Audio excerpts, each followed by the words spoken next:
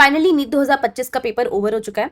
सारे के सारे बच्चे, ऑलमोस्ट सभी के सभी लोग एनटीए पे बहुत ज्यादा गुस्सा है और बहुत डिसअपॉइंटेड है इस पेपर से।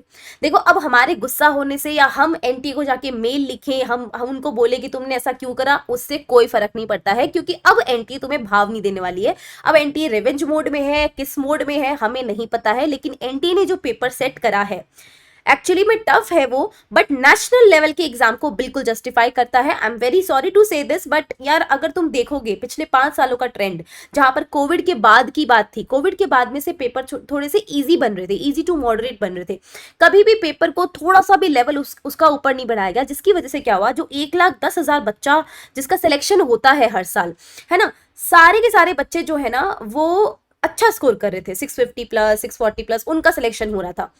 तो अभी जो नया बच्चा आ रहा था उसको ये था कि 650 प्लस लाएंगे तभी हमारा सेफ स्कोर रहेगा। लेकिन अगर तुम 2020 से पहले जाकर देखो, 2015-16 की बात करोगे, तो पेपर अगर तुमने कभी सॉल्व कराओ प्रीवियस ईयर पेपर, तो तुम्हें पता होगा कि कुछ कुछ ऐसा सा ही लेवल था। खाली फिजिक्स को छोड़ दो, बट बायो को अगर देखोगे तो बायो का लेवल कुछ कुछ वैसा ही था जो 2016-15 के अंदर पेपर बनते थे, क्योंकि वहां पर भी कुछ कुछ क्वेश्चन तुम्हें एनसीईआरटी के बाहर से पूछे जाते थे।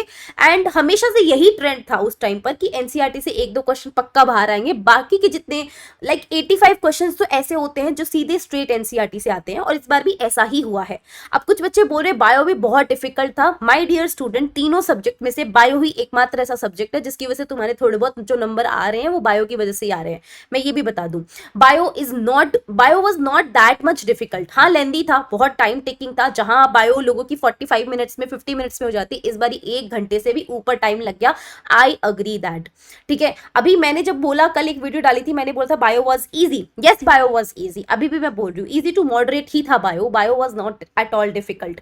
हाँ, एनसीईआरटी में ऐसे बहुत सारी जगहें होती जो हम मिस आउट कर देते हैं, हम साइंटिस्ट का ब्रीफ नहीं पढ़ते हैं, हम समरी नहीं पढ़ रहे होते हैं, बहुत सारी जगह हमने मिस आउट कर दी है, तो वहां से भी क्वेश्चन आए हैं। तो इस चीज से हमें एक सीख लेने की जरूरत है कि एनटीए, अगर हम अगली बार ड्रॉप ले रहे हैं तो ही हम ये सीख लेंगे कि एनटीए कहीं से भी पेपर उठा रहा है, मतलब कहीं से भी क्वेश्चंस बना रहा है, लेकिन बन रहे हैं एनसीईआरटी से ही है। हाँ, 2-3 क्वेश्चंस थे जो कि आउट ऑफ एनसीईआरटी भी थे, लेकिन हाँ, कुछ लोग हैं जो बोल भी रहे हैं, कुछ टीचर्स भी बोल रहे हैं कि कुछ क्वेश्चंस हैं जो आउट ऑफ एनसीईआरटी हैं। मैं मानती हूँ कि आईवीएफ वाला क्वेश्चन जो था वो आउट ऑफ एनसीईआरटी था, कि एनसीईआरटी में वैसी लाइन्स मेंशन नहीं है, बट वैसे क्वेश्चन कॉमन सेंस से सॉल्व करे जा सकते थे।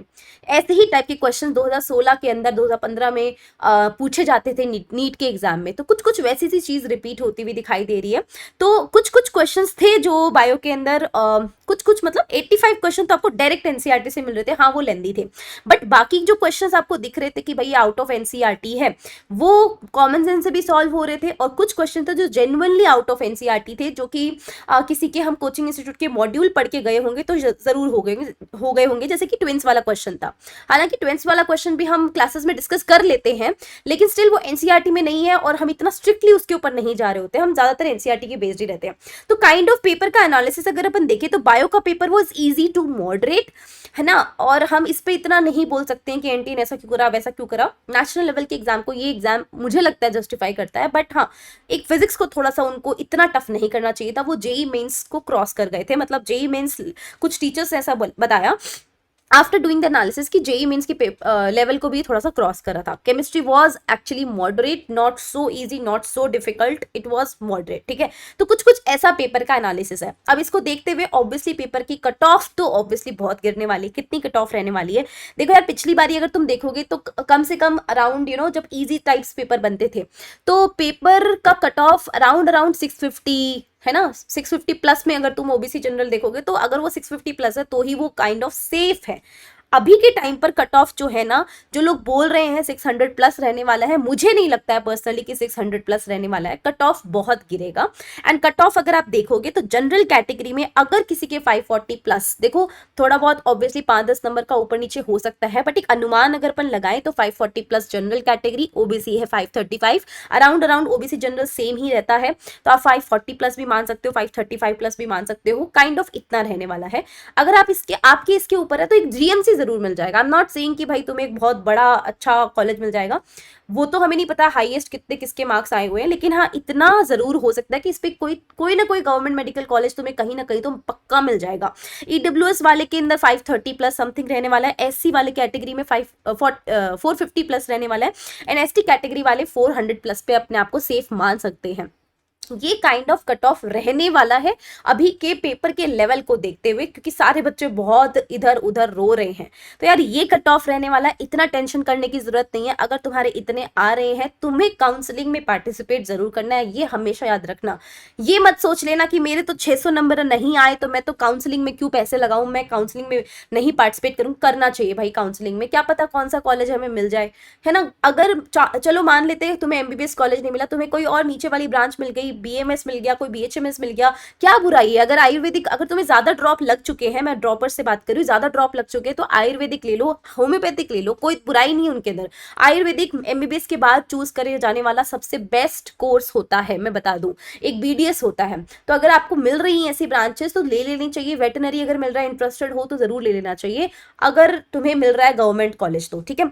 लेकिन अगर तुम्हारा पहला ही अटेम्प्ट था और तुम्हारे इतने भी स्कोर नहीं आ रहे हैं और तुम प्राइवेट मेडिकल कॉलेज की सोच रहे हो, yes you can, if you can afford it then जरूर जाइए, आपकी कॉल है वो कंप्लीटली, आप अपनी फैमिली के साथ डिस्कशन करिए। लेकिन मैं आपको पर्सनली सजेस्ट करूंगी, अगर आप मिडिल क्लास फैमिली से बिलोंग करते हो, आपके इतने नंबर में नहीं आ रहे हैं, एक साल ड्रॉप ले लो। अगर आप फ्रेशर हो, पहली बार आपने एग्जाम ये दिया है, तो एक साल ड्रॉप लो, पूरा मेहनत डालो, कैसे पढ़ाई करनी है, कहाँ से पढ़ाई करनी है, कितना पढ़ना है, और अब की बार थोड़ा और सतर्क होकर, अलर्ट होकर पढ़ना है, क्योंकि बायो में क्वेश्चंस भी एनसीईआरटी के बाहर आ रहे हैं, जो कि 15-16 का पैटर्न थोड़ा सा वापस से रिपीट करा जा रहा है। तो उसके लिए हम बिल्कुल अलर्ट हो जाते हैं और वैसी ही प्रिपरेशन करते हैं।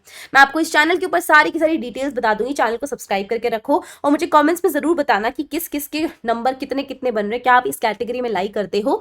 और जो लोग बोल रहे हैं 600 प्लस कट ऑफ रहने वाली है, I don't think so 600 plus रहने वाली है। प्लीज इतना सोच सोच कर पैनिक मत करिए, क्योंकि पेपर का level actually was tough and सारे लोग, जब सारे बच्चे, इतने सारे बच्चे पेपर देने आए हैं, सभी का पेपर टफ हुआ है, तो सभी को ऑब्वियसली पेपर्स में बच्चे जो अपीयर हुए हैं, पेपर में जो बच्चे अपीयर हुए हैं, उन्होंने जितना अटेम्प्ट करा है उसी के हिसाब से तो कट ऑफ निकलेगी ना। अब सारे बच्चे रो रहे हैं कि भाई हमने ये कर दिया, कुछ कुछ बच्चों ने फिजिक्स छोड़ ही दिया, पूरा हाथ ही नहीं लगाया, तो सोचो कट ऑफ तो इतनी जाने वाली है। तो मुझे कमेंट्स में जरूर बताना कि तुमने कितना स्कोर कर रहे हो तुम, और काउंसलिंग में तुम्हें इस चैनल के ऊपर हेल्प करने वाली हो तो चैनल को जरूर सब्सक्राइब कर लेना। और आगे करियर ऑप्शंस कौन कौन से हो सकते हैं, if you are a multiple dropper, तो मैंने आपको कल एक वीडियो में सजेस्ट करा था कि please find some other career options, वो ज़्यादा बेनिफिशियल भी आपको रहने वाले होंगे और आप अपने आप को एक लूप में मत घुसाए रखो, मैंने आपको बोला था। लेकिन फर्स्ट अटेम्प्ट अगर आपका है और आप जेन्युइनली चाहते हो सेकंड अटेम्प्ट के लिए, ज़रूर आप जाइए और पूरी तैयारी करिए। इस चैनल पे आपको पूरी स्ट्रैटेजी मिलेगी, कैसे तैयारी करनी, कहाँ से तैयारी करनी, ठीक है।